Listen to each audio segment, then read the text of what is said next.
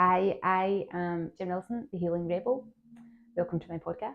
If you don't already follow, like, subscribe, can you please, wherever you're watching this, it really helps boost the algorithm so that other people can find out what we're all about here at the Healing Rebel. Today's topic I want to talk about is, do you use exercise to manage your stress and emotions? Now, exercise is awesome. Exercise and movement are medicine as long as there are the right types of exercise and the right types of movement in the right situation. Same as any kind of medicine. Has to be the right kind at the right dose in the right time. Now, why am I saying this? Well, one of my faux pas in life was that I very much used exercise as a way to push down emotions, to get over, or maybe not process. I wasn't very good at processing stress and anger and fears and judgments.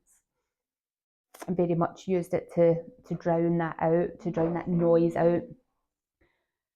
If you are in a stressed state, so if you are angry, if you've had a shit day at work, if somebody has really got under your skin and you're feeling uptight and really annoyed and angry about it,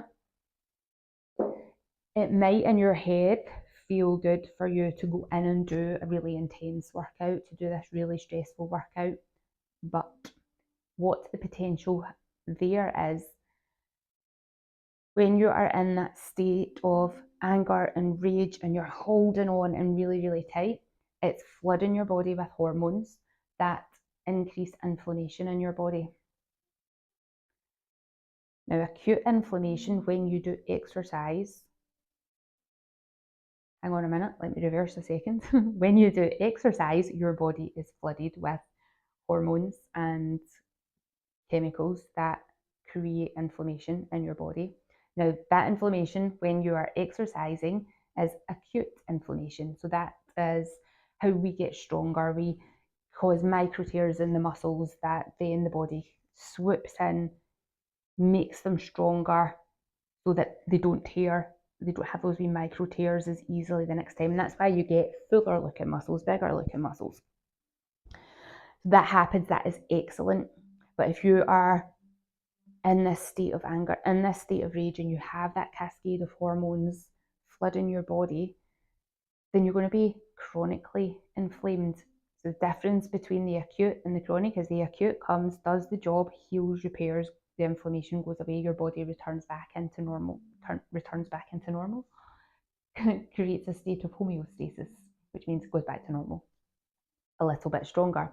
When you have chronic inflammation, and it might be low level chronic inflammation that you don't even have symptoms of, or you don't have obvious symptoms of, and that low grade chronic inflammation happening all the time, over time, is going to gradually get worse, gradually get worse, gradually get worse until it snowballs into a big oh fuck event. Low grade inflammation can look like allergies, eczema, psoriasis, acne, skin rashes, irritations, IBS. Going bigger with inflammation, we've got autoimmune diseases, we've got cancers, we've got asthma, we've got fibromyalgia, endometriosis, PCOS, name all the big chronic health conditions. And these are all fueled by low-grade, long-term chronic inflammation.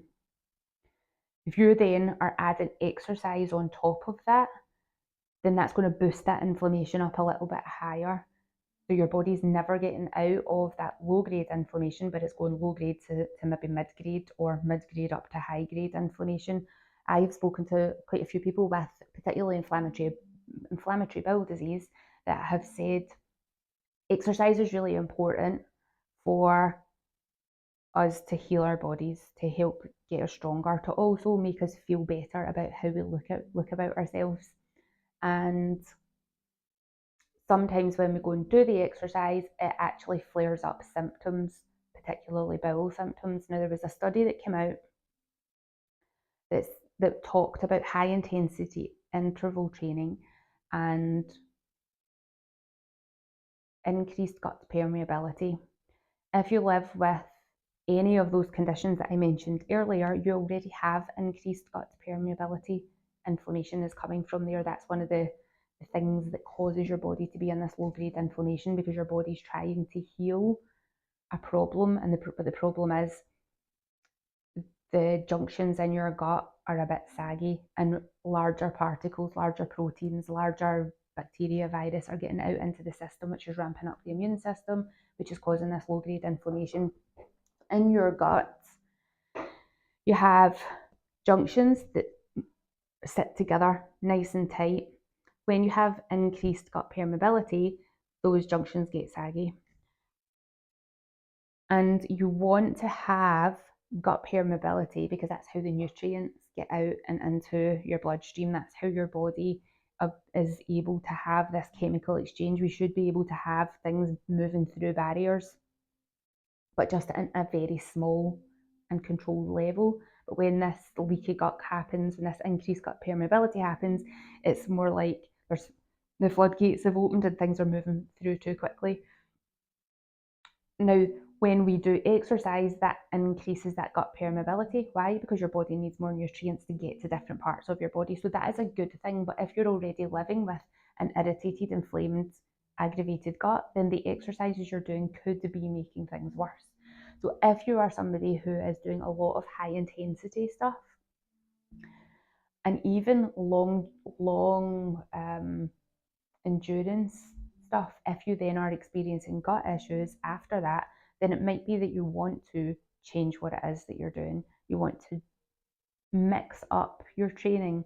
So by all means, when you're feeling good, go and do the high intensity stuff, go and lift heavy, go and do the boxercise, the punching, all the stuff that helps you maybe feel like you're getting those frustrations out. But it can also be really, really useful to take a walk in nature so that you've got the green, the blue, the calming effects of all the trees, doing some breath work, doing some yoga, doing some Pilates. And it might be that for you as an individual, you want to do 3 minutes of diaphragmatic breathing before you go and do your exercise, especially if it's been something at work, really, really stressed. Go and just take 3 minutes, do some diaphragmatic breathing, get your nervous system to calm down, and then go and do your high intensity interval training if that's what your bag is. But find ways that help calm the nervous system down so you've not got this flood of hormones cascading through the body and then adding more on top of that. You're going to overfill your bucket. So can you empty some of that stuff out your bucket to calm and quieten down? And doing the lymphatic drainage work can also be really beneficial here, because you're using your natural detoxification system to help clear out the excess hormones that are in your body. And then you can feel calmer before you then go in and increase those hormone levels again. So there are ways to navigate it depending on you as an individual, depending on your needs, depending on your physical capabilities and what is going on in your body. If you have got questions about this, please do reach out to me, either pop it in the comments wherever you're watching this, send me an email, contact me on social media. If you know somebody who is in this state of constant chronic stress and then they're topping in the chronically exercising, they could be doing their body more harm in the long run. I think that my need to exercise rather than feel emotions has contributed to my current state of affairs. I definitely believe that. I feel like all those emotions, all those hormones are trapped in the cells. So I'm now doing work and being able to open that up, doing some fascia work. I'm just really deep delving into fascia work just now, so expect me to be teaching you more about that over the coming episodes and weeks and months and years, as I find this other thing to help me untangle what is going on in my body. Super interesting. But if we can start with breath work and lymphatic drainage work, Two really simple, two really easy, two really quick, two really powerful things that we can do to just help support our nervous system, to help solve those problems. When I went through my divorce, my happy place was on my bike teaching spin classes. So I then did more of that because I couldn't think about stuff that was going on in my outside life while I was in that space. I was then adding to that gym workouts, long runs. Hated running, but I would go for the run because it meant that I wasn't having to think or feel, or I was trying to feel in a different way rather than feel the emotion. I was trying to feel physical pain instead of the emotional pain, because these things are just things that we do.